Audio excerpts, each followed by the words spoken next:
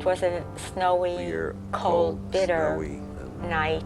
Really jammed into cars. Rene and I were clutching our mother's clothing. Spending It was a long march to the time train. in those cars. Just suffering all around you, crying, sobbing. There was odors, no water, no food, no air. Lots of misery. When the doors were finally opened, it was like air for the first time. I remember I wanted to cry or scream or shout, but I was too scared, so all I did was bite my hand. Raus! Schwein and Hund and all kinds of Eden. Judas.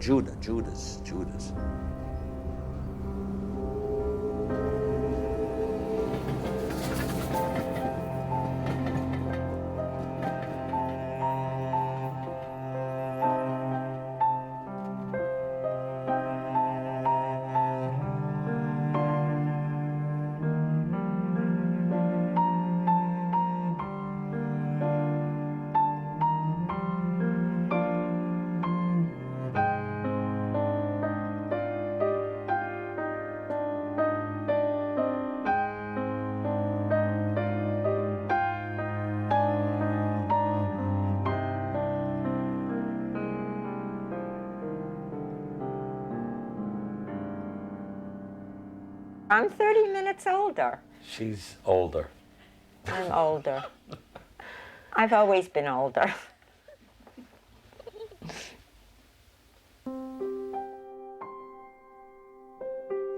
My birth name is Renata Guttman. I was born as Rene Guttman. My father's name was Herbert Guttman and my mother was Ita Guttman. I was born in Czechoslovakia. December 21. 1937. First day of winter. I remember the apartment where we lived. I remember the long staircase. I remember the street, the park, the garden outside. I have memories of my sister, of my mother. When I think about her, I get this tremendous feeling of kindness and loving and just a feeling that she had great hopes for us to be like really good human beings. I have memories of many things, many vignettes in Prague I do have. Not my father. I do not remember my father. I only remember that he was big and strong and he would take us to the park and we would climb all over him, and those were the happy moments.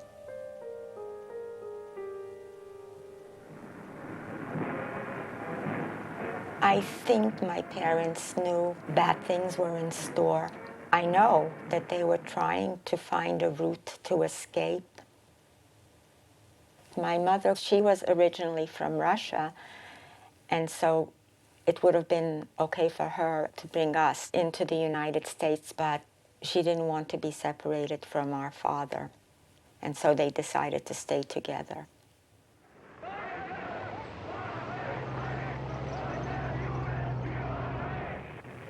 When Hitler came to power in 1933, things began to get really bad for the Jews.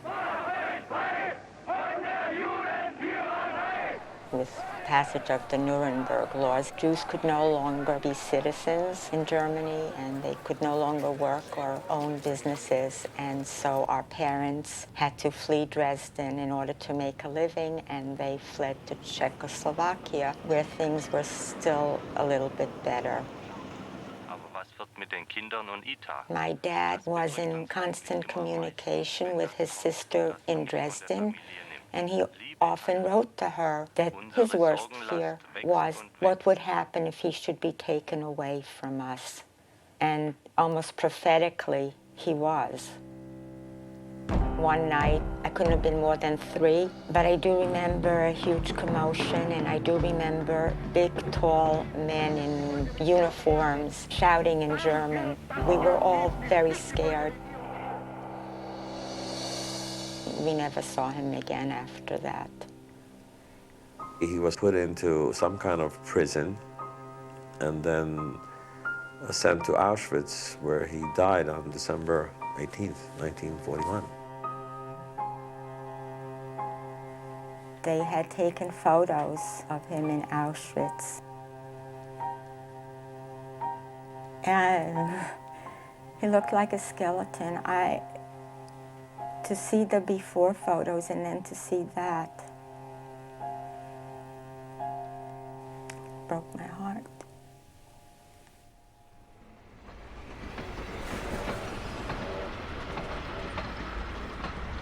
It was about a year later that we were shipped to Theresienstadt. Theresienstadt was kind of a special ghetto that the Nazis used to really fool the world about their intentions towards the Jews. Die reich ausgestattete Zentralbücherei enthält neben schöngeistige auch reichhaltige wissenschaftliche Literatur. It was a PR place for the Germans to show the world that things were not as bad as the world thought.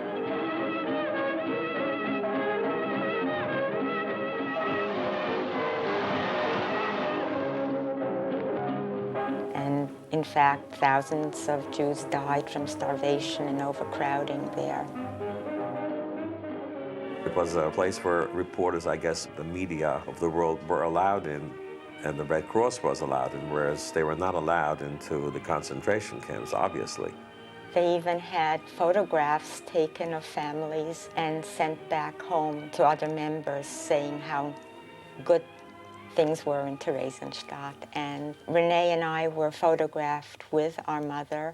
It looks like a photograph taken by a professional with children hugging their mothers, but you really have to look at the eyes on that picture to see the tremendous fear and sadness in it. I do remember and smell and feel my mother's dress because I think I was leaning on her. That is my clearest, most solid memory of my mother. That touch, that feel. I'm sure she knew. I'm sure she knew.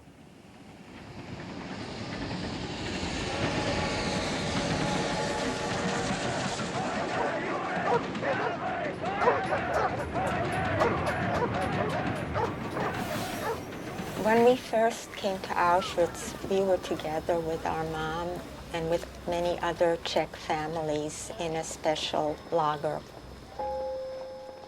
I think we were together with her for about 6 months. But then one day, the Gestapo came and forcefully separated us from our mother. The only thing that I remember, this piercing cry that went up to heaven. And that was the last thing that I remember of our mom. I don't remember my mother's face, but I do remember a cry. I hear it. I can hear it and feel it. That was the end of my mother at that point. Then Irene and I were separated.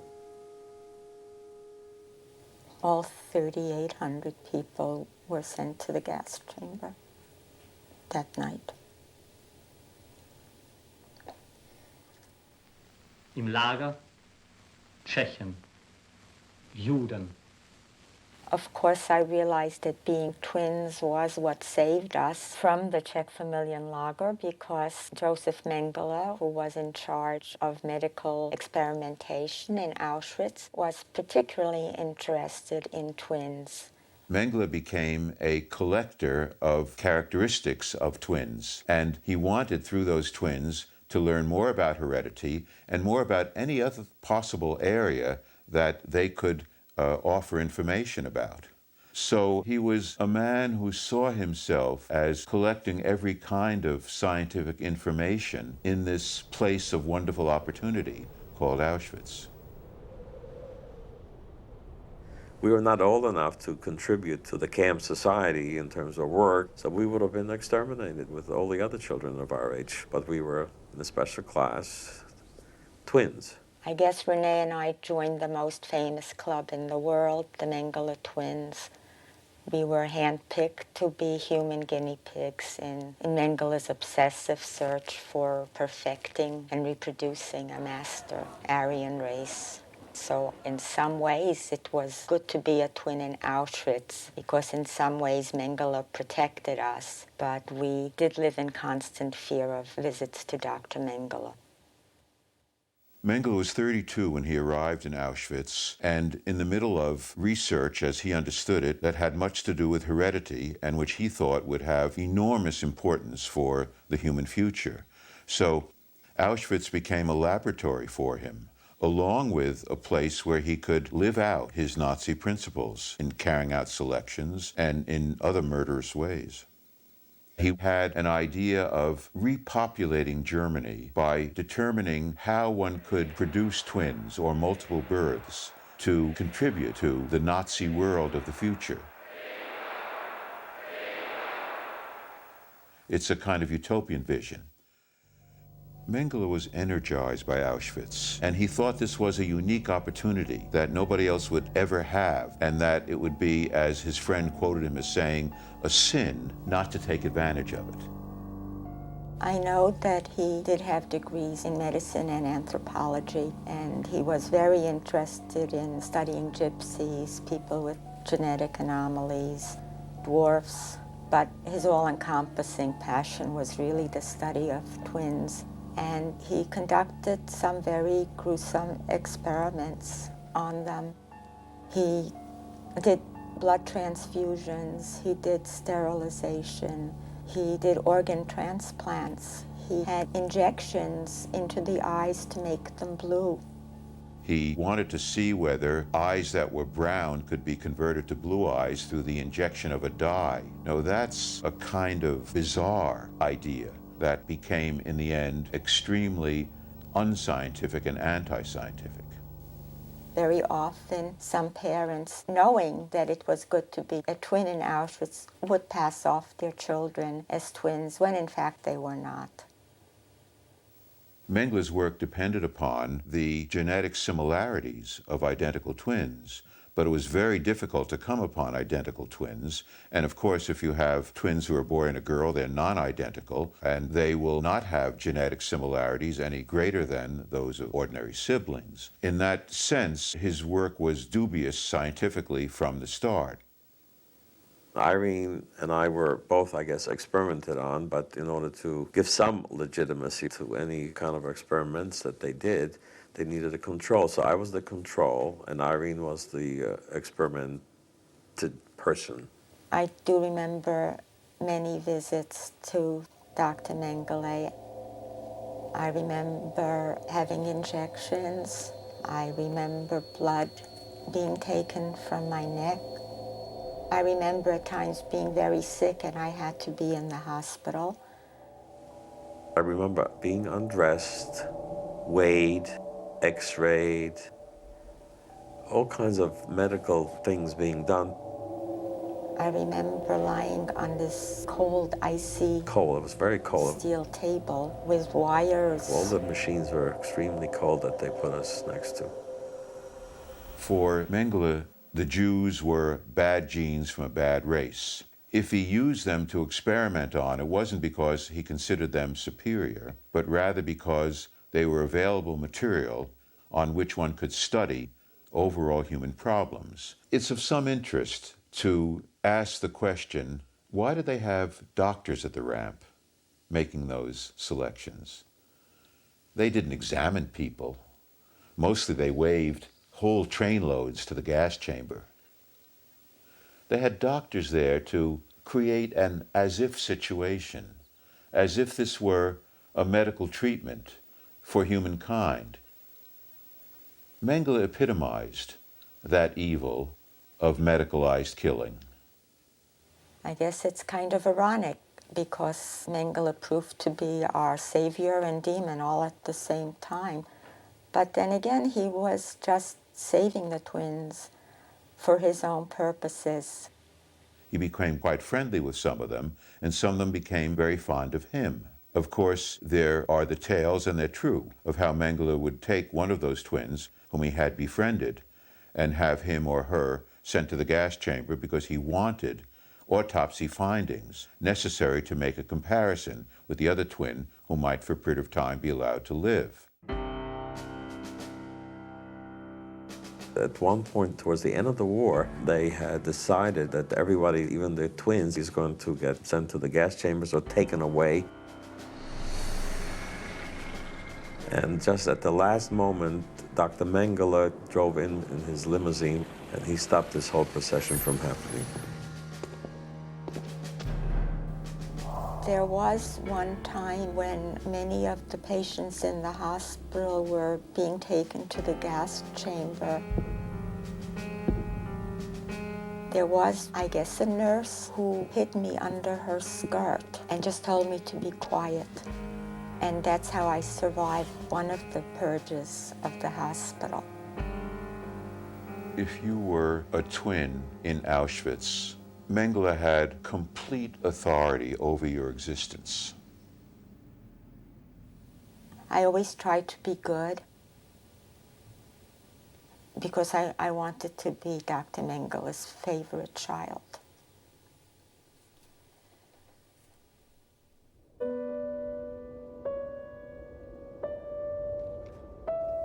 Auschwitz was rather unique. Most camps were either death camps or labor camps. Auschwitz was both. In that sense, its function was to kill Jews, but it also had a labor camp function in which Jews did various work that served the Nazi war effort. You could see reflected in Auschwitz a conflict in the Nazis, whether one should mobilize all of one's effort to winning the war or whether one should give emphasis to killing Jews. Roll call took place every day. We stood sometimes for hours. It was just simply to line up some new prisoners of war who were going to get shot and fall into the ditches. The soldiers would just walk away at that point, and the people that fell in had bullets in them. Some of them were not quite dead. I do remember there's one person that was pulled out, not by me, but by some people. He had a bullet hole lodged in his head. It was a huge swelling, but they pulled him out because he was moving about. This is a naked body lying on top of naked people. I mean, the scene is horrible. I was little and I tried to make myself invisible. So I always tried to be behind somebody taller or scrunched down or so that I would not be seen. I saw death every day, not just once. I saw a continuous stream of people walking into the gas chambers, and nobody ever walked in the other direction. It was a one-way street. My most memorable impressions in my youth was that people got killed. People went to the gas chambers. People were hungry. You stood on line. These were all normal things. I once even remember hiding among dead bodies. I thought that was perfectly normal because to me that was a safe place. It was interesting to watch. It was something that you don't see. I don't know, it wasn't something new. I wasn't, I guess, emotionally developed enough to close my eyes, to run away from it. It obviously was a fearful thing, but I was able to watch it. I watched it. I watched. I mean, it was horrifying. I remember watching people running into the electric fence, and I could not believe why they would want to do such a thing. And I knew they were dead. I understood that if you touched that, you were gone. I felt that I was like a 150-year-old woman who had seen things that were unimaginable in horror that nobody should see. The whole world seemed a lot bigger than I was in every way. All the bigger people helped me. The ground was covered with snow and it was very, very cold, and somebody managed to get me a pair of brown high shoes. They didn't fit, but they were warm. I did notice that some children stayed together and some children were even with some adults. But I was always by myself, always by myself. I was looking for food constantly. I remember garbage piles, and usually it was potatoes. They were half rotten, but they were potatoes. I love potatoes even today. I remember that I would try to save the piece of bread that I got in the evening for the morning and then find that in the morning it was gone. It's only recently that I decided that the rats in Auschwitz were equally hungry.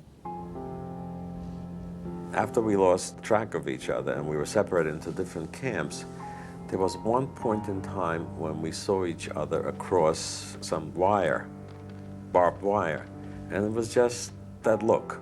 I knew who she knew who I was, and that was it. There was nothing else. That is my twin, that's my Irene, that's my sister, that was my family, that was my link. I do have a recollection of seeing Rene through the barbed wire fence one day, and we just knew we belonged to each other. And I think just my feeling that I had to take care of Rene kept me kind of going, gave me the hope that one day we would be together. And whatever this was, it would pass. I think it's that look. Whatever it did, it let us know that we're gonna do this somehow and meet again.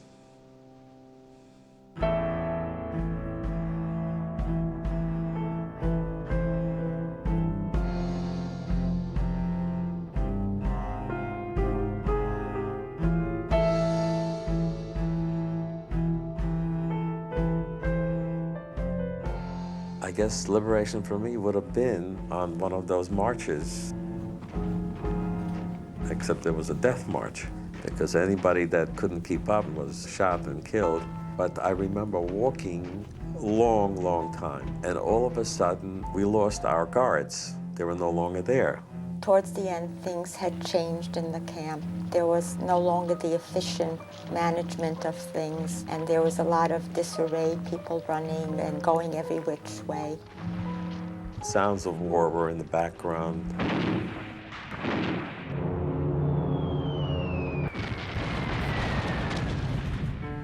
But all of a sudden, we were surrounded by Russians. I remember one Russian, and people think I'm crazy. He was riding what I thought was a pink horse. But that's how I remember him. It probably was a very light-colored horse in my eyes, a pink horse, but that to me was liberation. By that time, I was quite ill, and I remember lying on the ground for days and days. The first stop was a food warehouse. I remember myself being the littlest of the people there. I couldn't get near anything that was really edible. I got near a gold can, which I managed to roll out, which turned out to be sauerkraut when it was opened later. I believe that I was picked up by a woman who lived in the proper of Auschwitz. Her name was Mrs. Mucha. She brought me to her house in Poland. The Red Cross brought me to this orphanage after the war in Czechoslovakia. And then from there, I was brought to this orphanage, run, by the way, by nuns. They were beautiful. Mrs. Mucha asked me my name, and I said Renata. And she said, well, that's not a Polish name. We're going to call you Irenka. Later on, when I came to the United States, Irenka was not English enough, so it became Irene. The name Mucha means fly in Polish. So it was a funny name, and it was like embarrassing to have to say, I live with Mrs. Mucha. I have to tell you that the nuns, they loved me. I could really feel that. They really, really loved me. As a matter of fact, at one time, I guess I was losing one of my teeth. One of the nuns gave me such a hug. The tooth fell out as she gave me the hug, and it was very nice. I remember it. Mrs. Mucha enrolled me in the Catholic school and in the church, which were all perfectly wonderful with me, because I knew that Jewish was not a good thing, and here was my chance not to be Jewish. The town that I lived in after the war in Czechoslovakia is named Košice. Life was a little less than desirable. I knew I was Jewish. That's one thing everybody made sure I knew. There was just myself and one other Jewish boy in the school. And almost every day there was a gang of boys, and they're waiting for us to beat us up. So I learned how to run very quickly. At the same time that she took me in, she was very strict with me. If I came home a minute late from school, I would be hit. I was responsible for doing errands, but they were timed, so I had to not dawdle. But that was okay. It was still better than being in Auschwitz.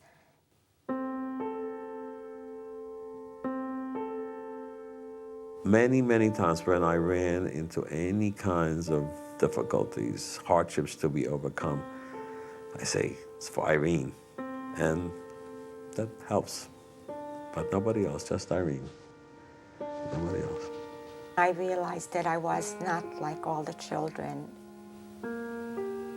because the children made fun of the number on my arm, and they didn't want to play with me. So I was again alone. I was just always alone. The first family that took me out of the orphanage, his name was Dr. Kalina. Maybe he just took me because I was cute or something. I don't know. But they took me. He took me. After a short period of living with them, the communists got into power at that point, and he had to flee. Just disappeared. Took his family, just gone. And he left me with his sister. At that time, Jewish Joint Distribution and other organizations were seeking out children who had been hidden or taken away, and they were trying to get them out to bring them back to their Jewish roots. That's how I really was taken out of Mrs. Mucha's home. I was again being torn away from something I was becoming familiar with, and I didn't want to be Jewish at that point. We were taken to an orphanage. It was in France, in Foublay, on the outskirts of Paris. And that's when I met Miriam, who became like my big sister. אני זוכרת את איירין, שתפסה את תשומת ליבי, שהייתה ילדה שקטה, ולא שמו לב אליה. איירין הייתה איתי בחדר, ואני לקחתי עליה חסות. I never spoke to anybody. I didn't feel that I belonged. I was listening to some of the children's stories, and it seemed many of them had been hidden by neighbors, by churches, by being with the partisans in the forests. I was the only child with a number on her arm. The Jewishness was never something that died, especially since the number is always there. I didn't think that they would believe me when I told them that I watched people being shot, I watched the crematoria burning every day, so I never spoke to anybody. Just Miriam. כנראה שרוב הילדים שעברו את מה שאנחנו כולנו עברנו, היינו עצורים. לא יכולנו להתפרק בשמחה גדולה או במה, כי זה נקטע במשך 5 שנים. אתה בולע, אתה בולם, אתה מפנים. קשה להוציא בבת אחת. Well, I knew that Miriam really cared for me, and that was like the first real love that I experienced since the war was over. The second family that took me in was the Mann family, and the woman, Edith Mann, she could tell that I needed something to play with. And I was a little kid. At 12, I was really little and thin. She did get me a bicycle, and in Czechoslovakia there were no such thing as kiddie bicycles. They were only one size, man size.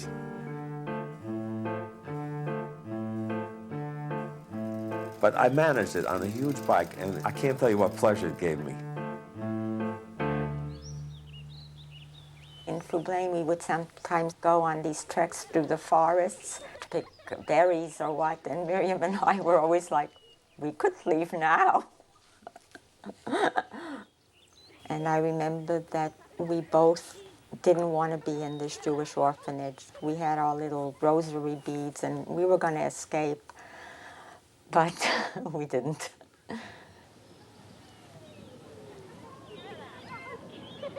À Fublain, c'est une des choses les plus importantes qu'on a essayé de trouver la confiance des enfants pour leur rassurer qu'ils ont tout perdu, mais pour redémarrer de nouveau. C'est une deuxième naissance, à mon avis. Parce qu'en plus, à Fublain, on a cherché à leur redonner des armes pour repartir dans la vie, pour refaire une vie. Oui, pour moi, c'est une deuxième naissance, cette maison.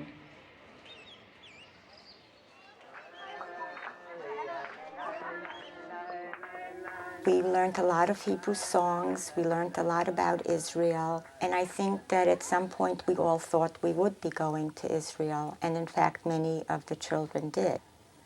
And I was hoping that I too would go to Israel with Miriam.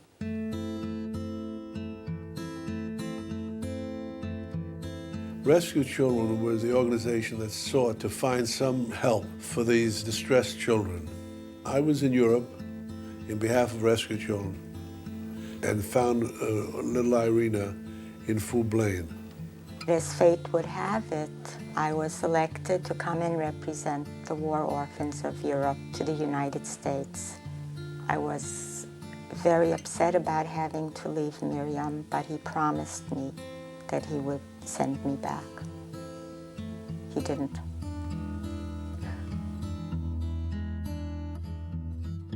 Two children, Irene and Charles, were chosen. We never understood really why they chose Irene. Charles was very gregarious and very outgoing. I always thought it was because of my long hair, my long curls. Irene, on the other hand, would not respond and hardly spoke. I thought it was a bad choice because many of the other children were so much more eloquent and so much happier and so much more with it than I was. They said to me she hadn't spoken in years, but there was a certain charm about her that was magnetic, and I felt I'd like this child to come to America. I was told, oh, you're going to go on a big airplane, and I didn't even know what an airplane was. Someone was in a position to feel that if we got Life magazine and they did a story, the White House would have good political reaction in the Jewish community. It was a natural for everyone. And it was a rewarding experience for everyone. Well, it was very exciting. First of all, to see New York. I think for the whole week I was in New York, I was walking like this. Buildings were awe-inspiring, and we stayed in a hotel and we had chocolate, and for breakfast we had white bread. And then they took us to a department store where they had Life magazine photograph us, and the toys, I thought I'd gone to heaven. It was unbelievable. We could not believe that life could be so great. We got to see even the President of the United States. Of course, I didn't understand the importance of that. I still didn't want to stay here at all. I only wanted to go back to Miriam. היא הייתה חסרה לי, אירנה, אחרי שלקחו אותה, כי נקשרתי אליה. היא הייתה בשבילי כמו אחות קטנה שלא הייתה לי. Well, there was a dispute. Can we bring two children to America following their traumatic experience and then send them back to Europe? Once they've seen the freedom and the luxury of America, how can we ask them to bring them back? I just knew that I was coming to America and then I was going to go back, but they didn't consult me and they had different plans. Once they got me to America, they decided that they wouldn't want to send me back. After all, I've seen white bread now. How could I go back?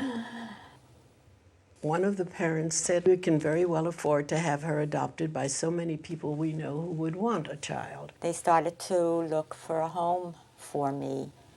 However, my husband came home with 2 children, which surprised me, and I said, "What happened?"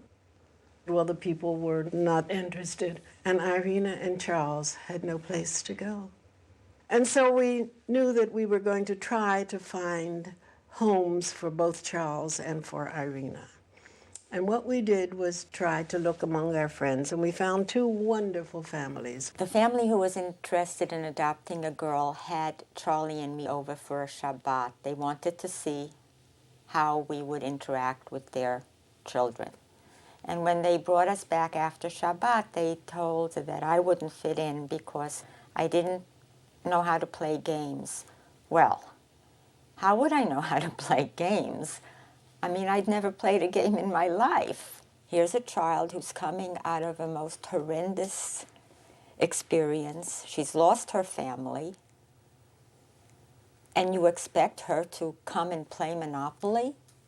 Like, where are these people from? Was it that Americans were so sheltered that they just could not relate to what happened to the Jews in Europe? But then, as I stayed in this country, I saw that, yes, nobody really knew much. But it was not only that they didn't know much, they really weren't terribly interested in hearing it. When I first came to America, I did stay with the Noviks for quite some time.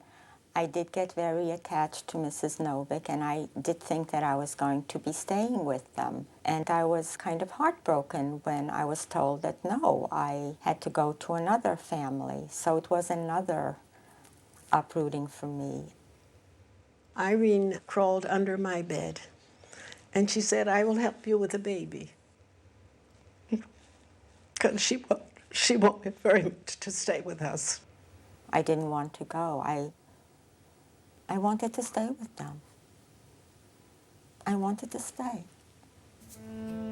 The night that we had left Irene with Mrs. Slotkin and Mr. Slotkin was a night that Bill had to go to New York to give a speech. I was told I was just going for the Sabbath, and then I was coming back because I was their little girl. And I said to Bill, if we're going to do this, we must do it. But then as soon as Shabbat was over, I wanted to go back to the Noviks, and that's when I was told no. We got into the car, and Irene opened the door and ran after us. No coat, in the snow. I was heartbroken because I wanted to be with them. So Bill stepped on the gas, and Mr. Slotkin wrapped her in the coat and brought her back home. It seems it happened to me so many times already. So.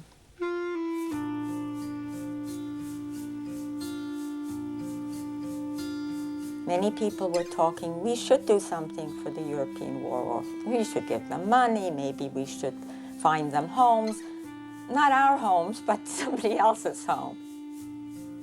But the Slotkins really felt committed. They felt they were lucky that they had survived, and they wanted to really do something. And they did. And they did it with so much love.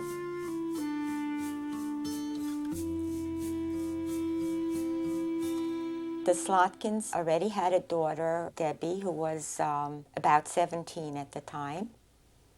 I was an only child, and my mother always regretted not having more children, and she had had a very bad miscarriage when I was about 7, and she was told not to have any more children after that, and this bothered them tremendously. I always knew they wanted more, so when Irene was billeted at our home for rescued children, after about 3 or 4 days, Mother came to me and said, she's not leaving, and we agreed, she's not leaving, and that's how we got Irene. I had told the Noviks that I had a twin brother, so I guess they conveyed that to the Slotkins. Once we found out she actually had a brother, my mother was thrilled because the child she had lost was a boy. He would have been exactly the same age as the brother I would have had. And when they found out that I had a brother, there was not even a question of not adopting him as well, and they went all out, didn't spare any expense. It cost over $20,000. The joke is that when I came here, I was worth my weight in gold. I was very thin, but that's what they had already spent when I got here. It was the best investment they ever made, that's all I can tell you. The Slotkins instituted a search for Rene. We had a very wonderful man by the name of Maurice Enright who was willing to travel to Europe to look for him. It was like a CIA operation. Mr. Enright was hired by the Slotkin family to do nothing but look for me.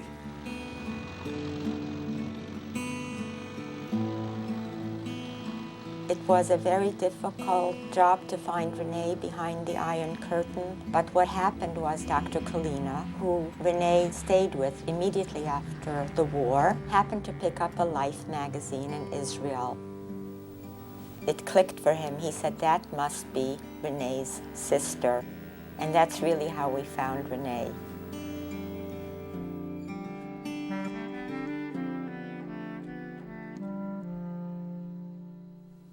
The first letter I got from America, I mean, that was so special.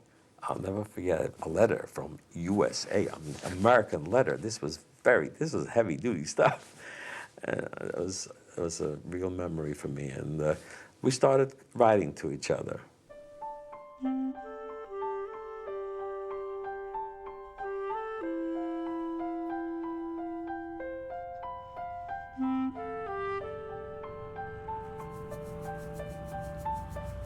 From Czechoslovakia to New York, that took a heck of a long time because there were quotas or problems of immigrants coming in at the time. And a great many politicians had to be approached, and a great deal of money slipped hands. Alex Louis Greenberg, who was the political right-hand man for Al Capone, if you remember the name. He wanted to help. And he had a contact politically, and he sent my father down to that contact, and that was the beginning of the trail up to the White House.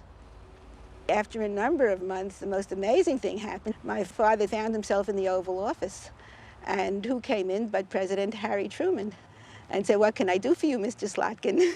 He used his political connections and arranged for Maya Slotkin to fly into Frankfurt, have the passport of the child validated, and came back the same day.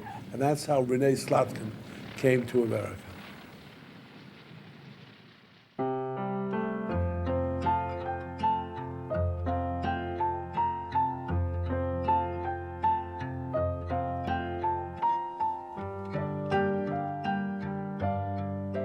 Our bond was absolute silence. That was our bond.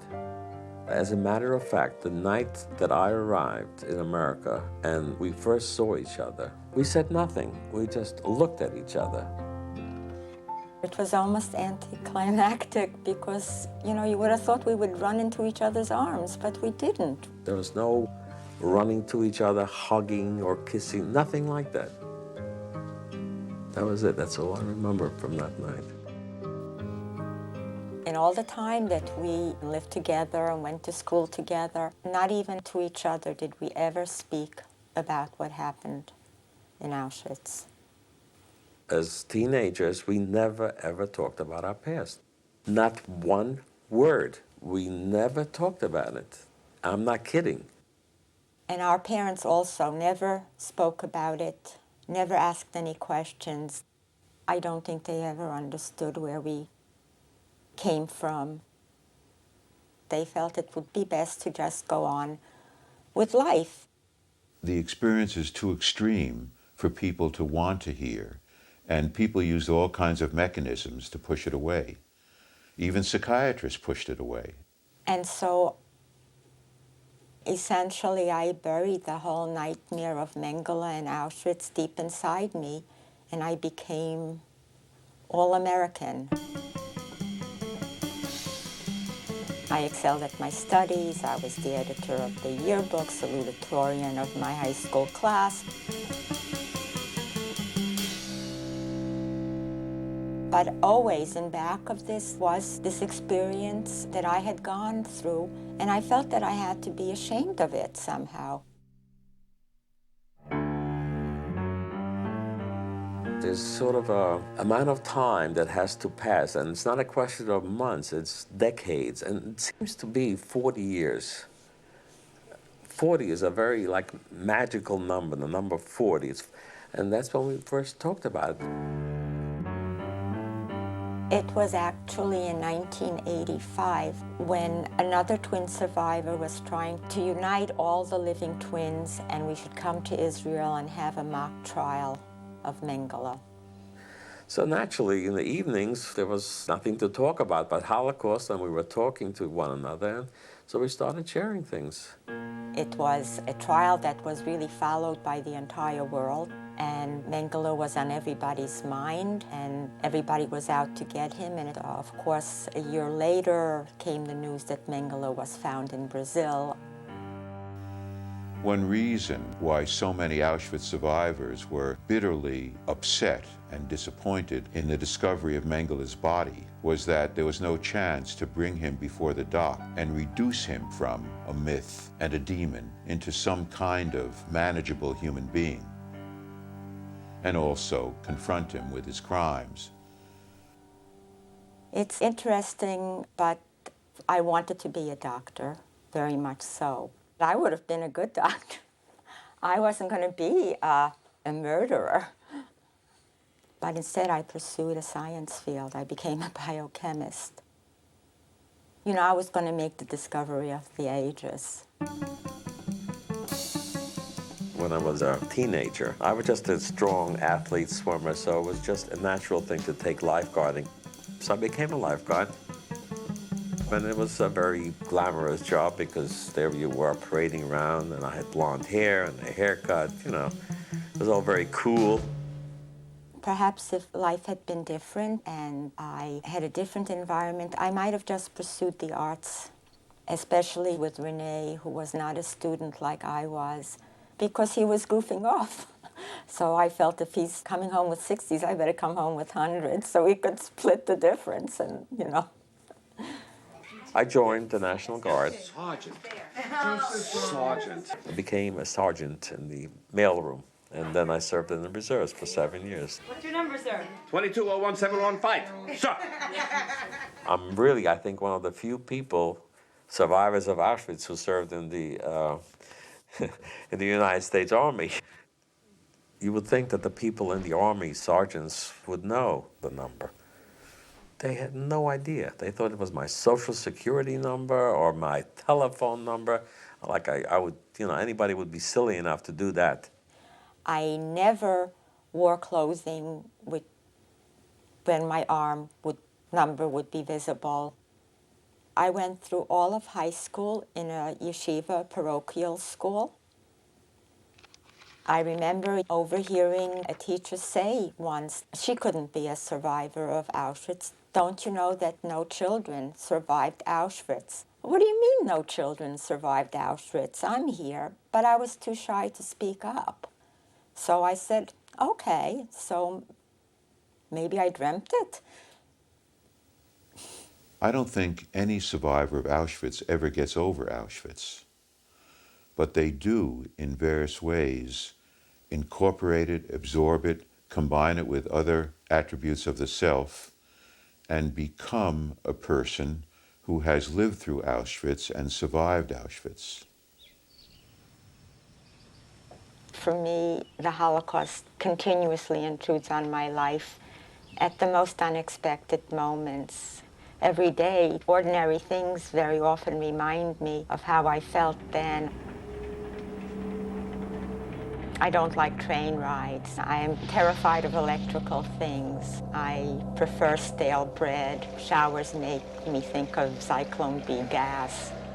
Illness is unacceptable, and doctors are my worst nightmare. I am very often still lonely like I used to be. So every day I am reminded.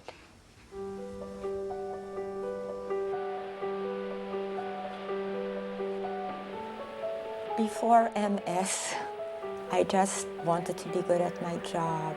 I wanted to be a good mother. I wanted to be an artist, a calligrapher. I loved raising my children. I want to always be a part of their life. And I want to do things that are memorable. I would like to be able to touch people's hearts.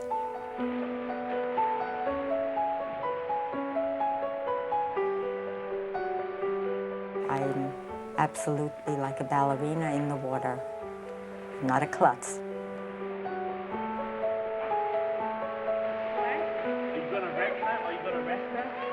I'm more than just inspired by what she's going through. She being in a wheelchair, having MS, her attitude is so positive, so strong for not herself, for her family, for everyone around her. That's my whole life. I want to try to do some good things, to say thank you, God, for letting me stay alive, but I need to do stuff to better the world. What we really need is maybe games of tolerance. I am absolutely an activist. When they were closing down the MS Care Center, I led a whole group of MS people in protest. We didn't win, but I think the greatest glory was that I gave everyone for that day a chance to be heard, people who are never heard from because of their disabilities. Irene, עד כמה שהיא הייתה נראית שברירית וחסרת אונים, ככה אני מריצה אצלה את הכוח שלה, שהוא לא נראה. כלפי חוץ היא אישה קטנה ושברירית, גם עכשיו, ובמיוחד עכשיו בכיסא הגלגלים. היא לא נכנעת, היא מוצאת נקודת אור מכל דבר.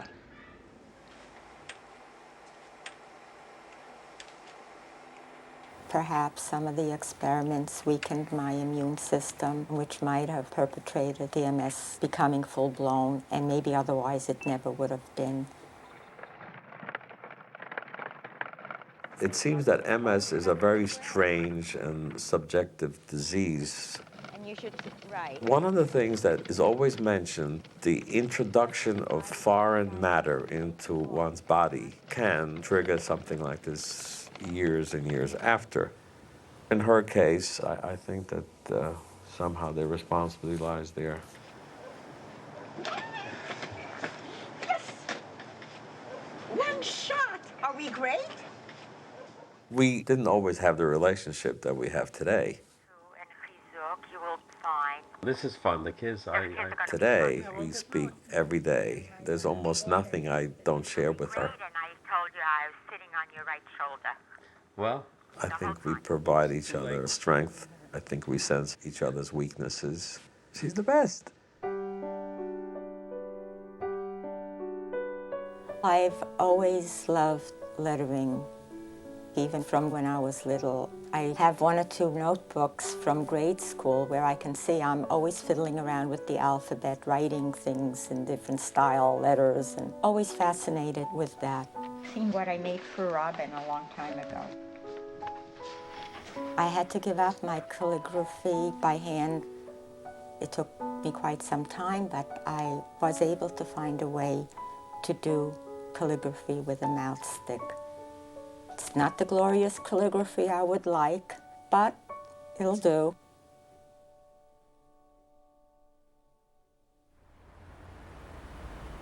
In the summer of 2001, I was contacted by a Lily Ulbrich who was searching for me.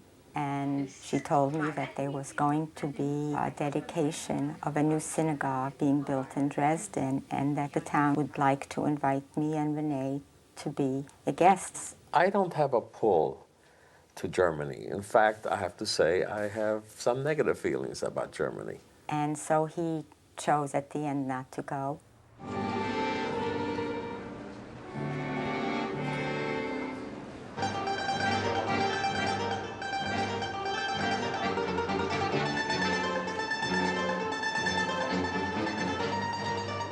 We strolled through all of Dresden, looking at the beautiful buildings and the museums and such, and just in general looking at life.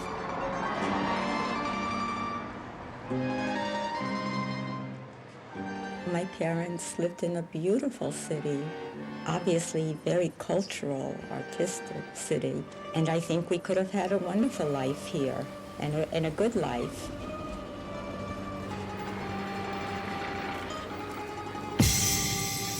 But on November 10th, 1938, the night that became infamous as Kristallnacht, the night of broken glass, many businesses were looted and smashed, and Germany burnt down the Jewish synagogues, and many people were deported to concentration camps. When I first drove up to the synagogue and I saw the squareness of it, I wasn't quite sure what was going to be inside. It seemed rather stark and very modern. But then when I got inside, I realized it couldn't have been like the other synagogue. We had gone through a horrible time, and it was a time to rebuild and to start new and fresh with modern things. I'm quite sure that if I grew up here in Dresden, then I would probably be a very religious Catholic, because that's my nature. I have faith. My father was not Jewish, but he stayed with us. He didn't divorce my mother or leave her, and he did everything that he could possibly do to get us out. But in the end, he failed, and he died for us. He died a hero in my mind. There is a memorial book at the synagogue where the lives of many of the Dresden Jews had been traced to see what had happened to them when they were expelled from here. And I found out that I had a grandfather, a grandmother, and a grandfather's sister who were all sent to Auschwitz, and they were killed.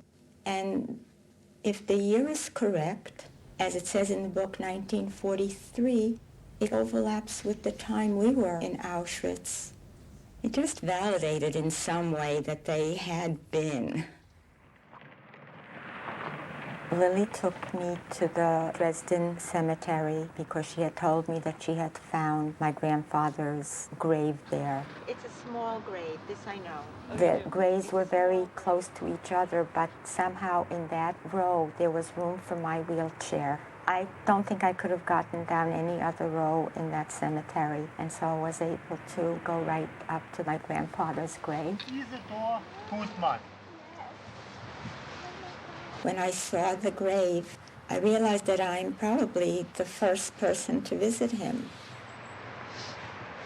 I said some prayers on his behalf, and I kind of tried to tell him I'm fine, I have wonderful children, a wonderful husband, a wonderful family, just to reassure him. My father's family did try to find me, and I think that they did want to adopt me. However, when they learned that I was in America, they realized that I could have a much, much better life in the United States. They were, of course, in East Germany behind the Iron Curtain. Life was not good there, and so they agreed to allow me to stay and let the Slotkins raise me. I think it was a sacrifice for them to do that as well. I'm glad you're here with me to see this. I never thought I'd ever see this house ever in this life. It's like a little sad, but it's also like a little happy to see this.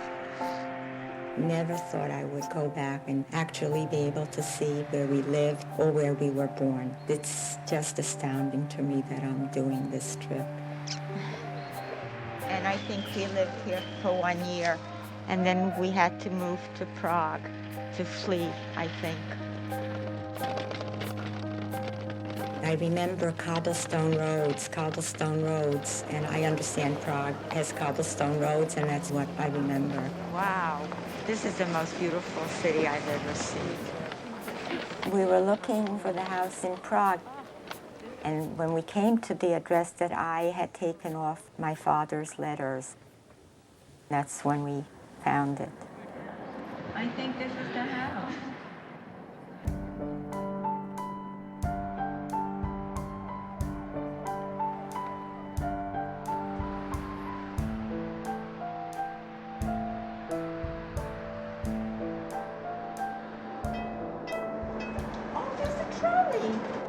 I know that Rene and I spent hours making believe we were the conductors on the trolley, because as the people went on, we punched their tickets, and then as they...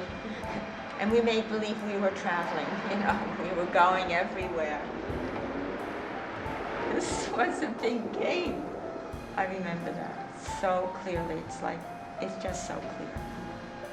I got to see that house where we lived before it was to be torn down, because that's what we found out, that it was soon to be torn down.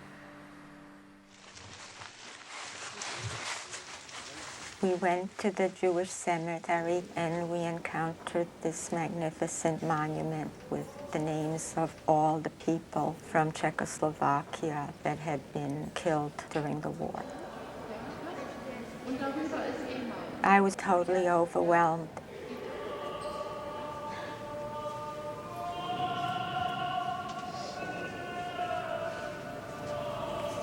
It took me a long time to find the names. There are so many thousands of names, and for the longest time I couldn't spot it, and then suddenly there it was. It was like my parents really lived. They were part of this. I was glad that their names were up there as a memento for all ages. You know, when you look at the letters here, when you don't see the names clearly, they all look like Hebrew letters that are floating up to the sky.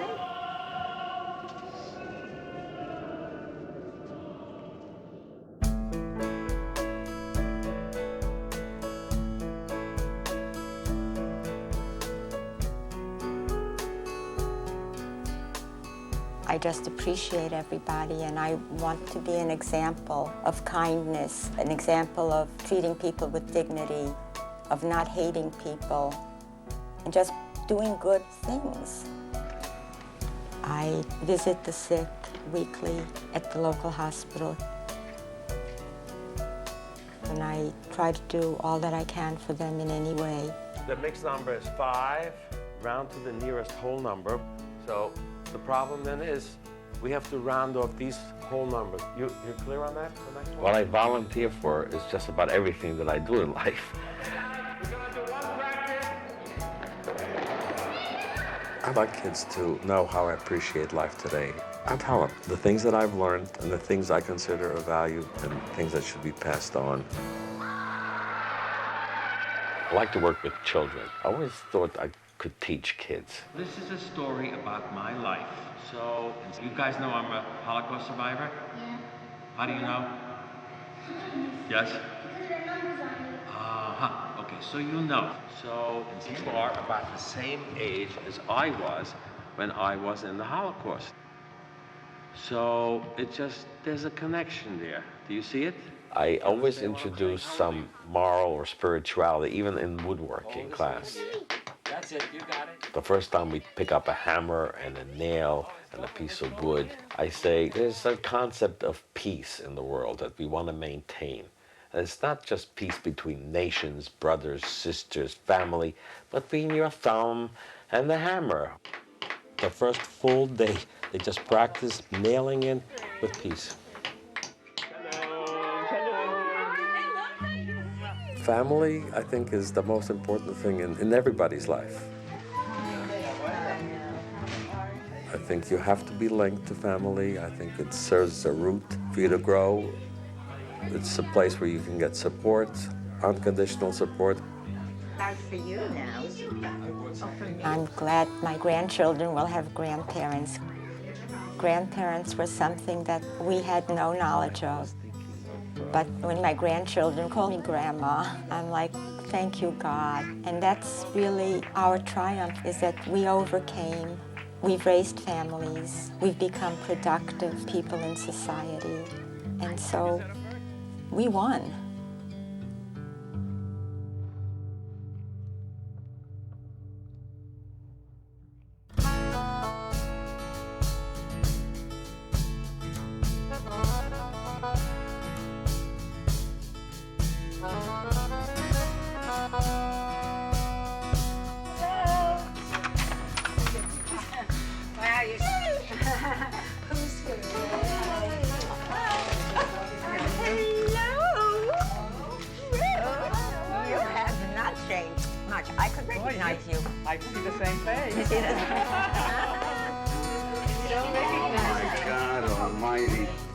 I love you.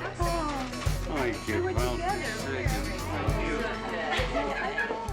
In my heart, I've always had a longing, like a yearning, to really find out what happened to all these other children. Ruth Helen. Right. And this is... And that's me. Oh, Look wow. at that. I've always made faces for pictures. Right. And this is... This is Jackie. this is me. Wow. And this is Mr. Enright. Mr. Enright was very instrumental in placing many of the children from Fublain into adoptive homes here. Maurice Enright touched all of our lives in such a fabulous way. He gave up his business for the years during the war and spent his time just helping the children. All of the times he talked about Rene and Irene, he never told us that they had been in concentration camp. When we were in the DP camps or the orphanages, I think we were too young to really know too much about Auschwitz and the concentration camps. I think all of us thought everybody had the same experience as we did, which was hiding among people that we didn't know and being separated from families. So I don't think we ever really thought there was anything different. And Irene never spoke about it. That's not right. Well, she never comes into the New York. The thing that is amazing is this There's always been a little part of me that has not been quite solid. And I think getting together and reestablishing those bonds has helped to solidify that part for me. Thank you. Wow, this is my mishpacha. It's true, we are. I was saying, we are the family. We are the family. We're going to have a drink in celebration of life.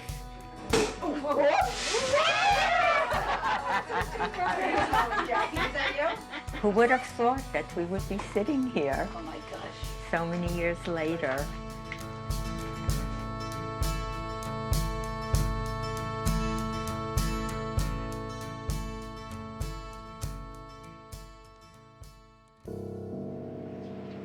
We are constant reminders of governments who did not act, of nations who closed their borders in the face of people fleeing death.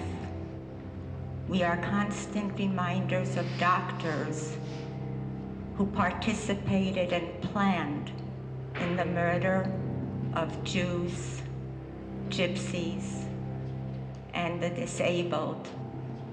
We are constant reminders of thousands who betrayed their neighbors to the Gestapo for pennies.